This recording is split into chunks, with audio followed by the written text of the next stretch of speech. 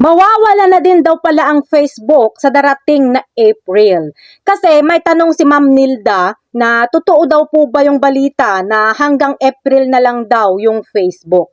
So, sino kayang Punsyo Pilato ang nagsabi kay Ma'am Nilda dyan? Hindi po totoo yan, guys.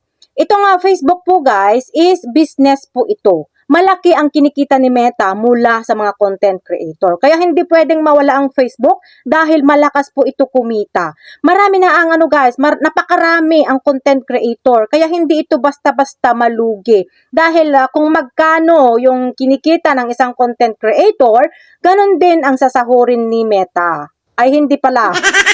Mas maliit pala sa kanya. Dahil ang kinikita po ng mga creator is 55%. Tapos kay Meta naman is 45%. So ang ibig sabihin niyan, kung yung video natin ay kumita ng $100, papasok po yung $55 sa atin, tapos yung $45 naman is papasok kay Meta. O di ba ang yaman ni Meta? Ganun po yun, guys. Kaya malaki yung kinikita ni Meta mula sa mga content creator. Kaya malabong mawala ang Facebook, guys, dahil business po yan. Yan po yung business ni Meta.